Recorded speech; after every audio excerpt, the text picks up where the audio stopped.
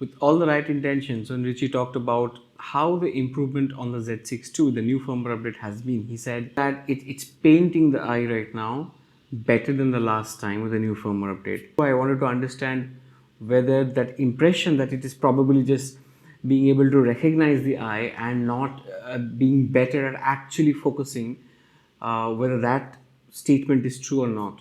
There's been a significant improvement in the tracking capability of the Z6II, and also the eye autofocus is just I do not know whether anyone needs eye autofocus better than this. By the way, about 95% of my viewers don't subscribe. What does it take, guys? Just click on the subscribe button.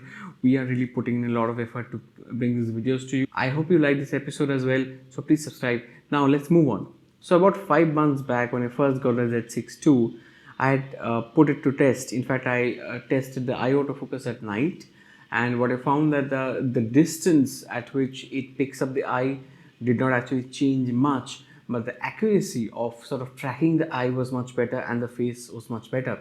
And when the subject turned around, as you can see in this video, you were able to kind of follow the head, if not the eye.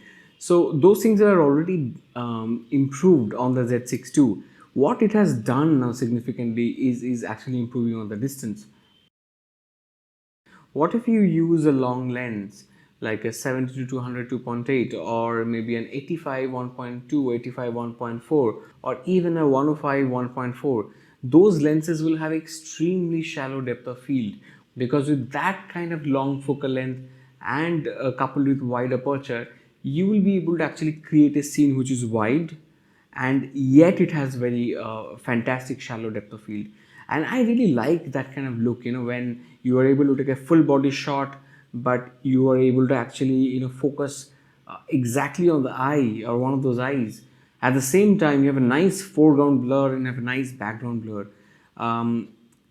If the eye autofocus cannot pick up the eye at a distance, you will not be able to create those shots. You'll have to get into manual focus, because you will have a very shallow depth of field in those kind of settings with those kind of lenses. So in that kind of scenario, if the camera is not able to pick up the eye at a distance, you will be forced to come forward and then take a shot, and your framing will be different. So either compromise with the framing or actually move out of eye autofocus and get back to something more traditional like a single point autofocus. Now, so that is where I think that is a reason for Nikon to release this firmware update, because they are going to launch an 85mm 1.2, and that lens, in fact, even with a 50mm 1.2, you would want a full set. You want to actually capture a scene where you can see the subject fully, the full body shots. Now, this was to set the context, to tell you that, look, the eye autofocus is not only about painting the eye with the box. When it recognizes the eye, can it actually focus on it with the minute changes in the distance? When the Z6II first came out, the tracking autofocus gave me an accuracy of about 80%, and I tested it last week again with the old firmware. It was still giving me accuracy rates of around 81%, 82%. Has that improved? That has actually improved to about 90%. So about 10 percentage points performance increase is I think is a great story. While Nikon had just said that we have improved eye autofocus, I think you can see the efficiency level increase for the tracking autofocus as well. And I'm sure with any mode you will see that better performance. So as you can see, she's running towards the camera and she's moving in and out of shade, and there's sunlight like sort of pouring through the leaves. And so as you can see, the tracking does pretty well. I have really not missed any shots. I missed only a few shots in this scenario, and I tried this test a couple of times. It kept giving me an accuracy rate of around 90%.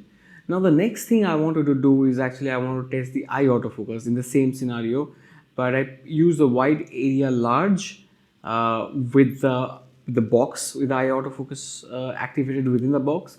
So with that, the autofocus is fantastic. I mean, if you know where to frame, you put your subject. If, for example, if you put your subject in the middle of the frame, and then if you keep the box there, and it's a human being that you're tracking, it's just so easy to get a perfect shot, because in my tests, it's about 99%. All the shots are taken when the subject is moving towards you or moving away from you, when you're using wide area large with eye autofocus activated, it gives me about 89.9%, 99%, or around that sort of mark. So I don't know right now if you can improve on 99%. I really do not know if you can improve on 99% accuracy. Does Sony give you 110%? Canon gives you 120%? I'm not sure. So anyway, so moving on to confusion. I wanted to confuse the camera. Does the camera get confused or not? Because you see, it's one thing to sort of track a subject within a box, but in real life you get things, you need to pick up the eye in between things, right, through something. So what I did was I went to a garden where there is a lot of foliage, a lot of flowers, a lot of beautiful plants, a lot of colors, and I look at these shots. I've taken these shots both with the old firmware and the new firmware.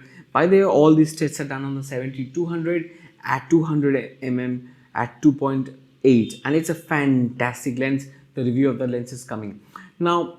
So as you can see in these photos, firstly, lovely color straight out of the camera. I just love the look of, I wanted to edit some of these pictures, then I realized that I actually shouldn't touch these pictures. So quickly coming back with the Z6II with the old firmware, I still got very good shots and it was largely accurate, and I was using again the wide area L box with eye autofocus activated. And because I think it made sense for me to do that, use that mode, why would I want to deliberately not use it when Nikon has given me that feature, right? So I just wanted to put that to test and see how it works, and I realized that it was doing fairly okay, and I already got about 89% of the shots accurate. As you can see now, the shots are out of focus, but I got about 89% of them in focus. Then what I did, I wanted to sort of see in that sort of confusing scenario, how does the Z6II with the new firmware work, and is there any improvement? And really the improvement is so visible. Now, most of the shots that you see are in focus. I've taken more shots with the Z6II, but I missed less. There are times when it gets confused by what's in front of it, and or if there is foliage or something that's obstructing the face too much, it's right in front of the face, then it sort of focuses on that object, like you can see here. But other than that, even when I see just one eye, even when just one eye is visible and most of the face is not visible, the camera picks it up. And not only does it actually paint the eye with a box at a much farther distance, it can give you accurate shots. The shots are tack sharp, all in focus. So I'm so happy to tell you, this is perhaps in preparation of the flagship launch, the Z9 or Z8. They're calling it Z9. I'm not too excited about the Z9. I'll tell you why in the next video.